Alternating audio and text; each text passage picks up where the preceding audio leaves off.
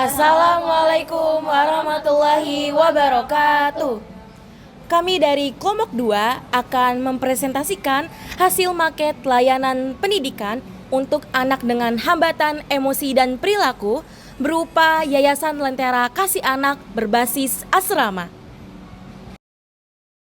Alasan kami membuat Yayasan Lentera Kasih Anak ini adalah sebagai wadah perlindungan dan pembinaan khusus bagi anak-anak dengan hambatan emosi dan perilaku yang membutuhkan tempat tinggal, pendampingan, serta dukungan dalam proses perkembangan dan pendidikan mereka.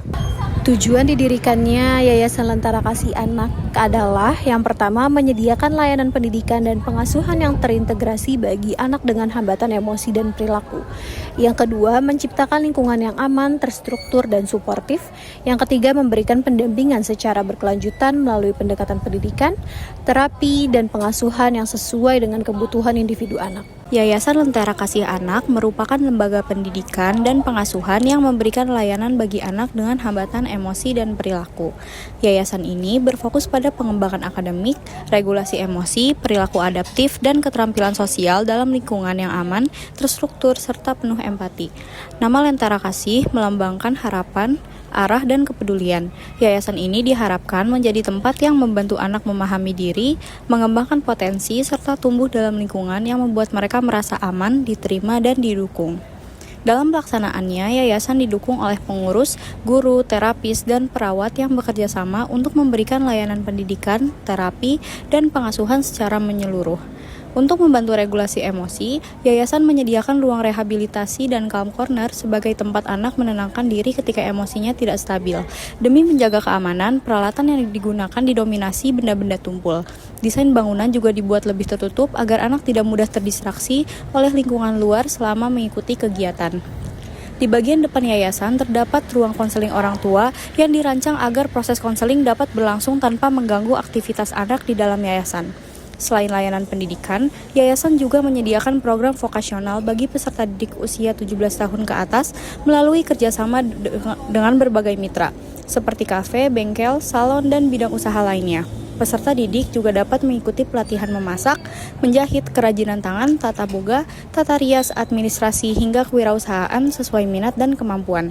Tidak hanya keterampilan teknis, yayasan juga membekali peserta didik dengan soft skills seperti komunikasi, kerjasama, disiplin, tanggung jawab, etika kerja, manajemen waktu, dan kemampuan beradaptasi. Program ini bertujuan mempersiapkan mereka agar lebih mandiri, siap bekerja, maupun berwirausaha setelah menyelesaikan pendidikan. Visi serta misi Yayasan Lentera Kasih Anak. Visi: menjadi yayasan yang unggul, inklusif, dan penuh kasih dalam memberikan layanan pendidikan, pengasuhan, serta pendampingan bagi anak dengan hambatan emosi dan perilaku, agar tumbuh menjadi pribadi yang mandiri, berkarakter, dan mampu berpartisipasi secara positif di masyarakat. Misi yang pertama, menyelenggarakan pendidikan dan pendampingan yang sesuai dengan kebutuhan anak. Yang kedua, membantu perkembangan emosi, perilaku, dan keterampilan sosial anak melalui layanan dan terapi konseling. Yang ketiga, menciptakan lingkungan yang aman, nyaman, dan penuh kasih bagi setiap anak. Yang keempat, mengembangkan kemandirian, karakter, dan potensi anak secara optimal.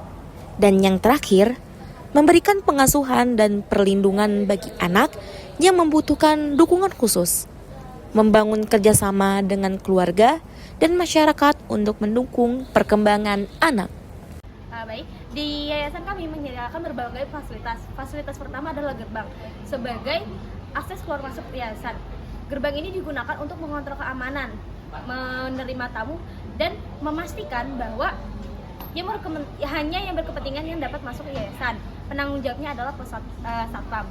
Selanjutnya, setelah gerbang, kami memiliki pos satpam yang digunakan untuk melakukan pengawasan, menjaga ketertiban dan keamanan di lingkungan yayasan selama 24 jam yang ditempati oleh pos satpam.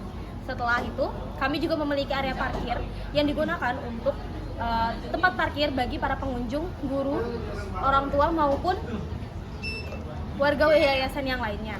Lalu yang terakhir, kami memiliki lapangan yang digunakan untuk upacara, kegiatan luar ruangan, dan kegiatan motorik kasar seperti bermain, guna untuk meningkatkan kerjasama dan interaksi sosial anak. Selanjutnya itu ada lobi digunakan untuk menerima tamu, menunggu orang tua atau pengunjung, serta di sini juga tempat di mana informasi pusat yayasan. Kemudian selanjutnya ada UKS digunakan untuk pertolongan pertama ketika anak sakit atau mengalami cedera ringan sebelum ke penanganan yang lebih lanjut. Ruangan selanjutnya itu ada ruang terapi digunakan untuk terapi bermain, terapi perilaku, regulasi emosi, dan pengendalian diri yang disesuaikan dengan kebutuhan masing-masing anak. Tanggung jawabnya itu ada terapis. Pada bagian taman memiliki area terbuka yang hijau yang digunakan untuk relaksasi, bermain, serta membantu anak menenangkan diri dan berinteraksi dengan teman.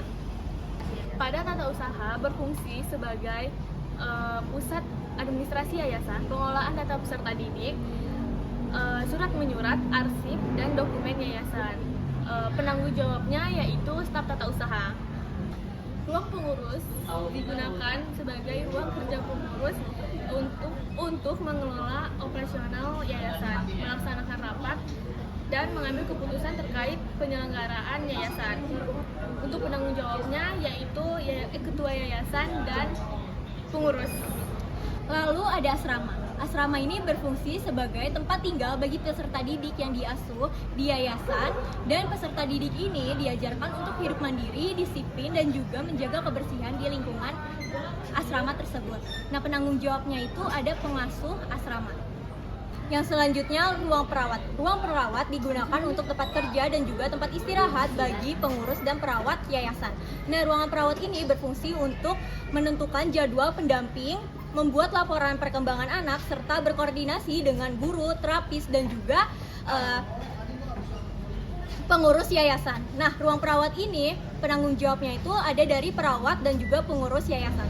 Baik, yang selanjutnya ada kelas yang pertama. Nah, kelas yang pertama ini berfungsi sebagai ruangan pembelajaran akademik bagi peserta didik dari kelas 1 sampai 3 SD yang dilakukan secara bergantian sesuai dengan jadwal yang sudah ditentukan. Nah, penanggung jawabnya itu ada guru.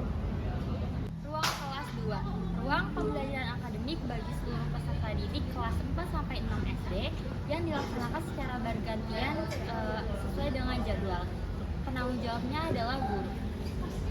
Selanjutnya ada toilet yang digunakan untuk menjaga kebersihan dan juga memenuhi kebutuhan pribadi seluruh warga yayasan, sekaligus untuk melatih kebersihan dan juga kemandirian peserta didik. Selanjutnya ada calm corner, itu ruangan khusus untuk anak menenangkan diri saat mengalami ledakan emosi. Dilengkapi dengan alat yang aman dan juga aman, membantu anak untuk meregulasi emosinya. Terus penanggung jawabnya itu ada terapis dan juga pengasuh. Ruang selanjutnya ada ruang rehabilitas. Ruang rehabilitas ini digunakan untuk pembinaan lebih lanjut untuk anak yang mengalami perilaku agresif atau kesulitan untuk mengendalikan emosinya. Nah, di ruangan ini tuh dilakukan pembiasaan perilaku positif dan juga pelatihan untuk keterampilan sosialnya. Nah, penanggung jawab dari ruang rehabilitas ini ada guru, terapis, dan konselor. Selanjutnya ada ruang konseling orang tua ataupun wali, di mana ini merupakan tempat konseling antara orang tua dengan guru, terapis, ataupun konselor mengenai pengembangan peserta didik ataupun untuk program tindak lanjut bagi anak. Nah, penanggung jawab dari ruang konseling ini adalah guru, terapis, ataupun konselor. Selanjutnya ada ruang aula. Ruang aula ini digunakan untuk kegiatan bersama-sama seperti seminar, latihan, makan bersama, rapat, ibadah, ataupun kegiatan lain untuk pengembangan diri anak. Nah, penanggung jawab dari aula ini adalah pengasuh, pengurus yayasan, dan juga guru.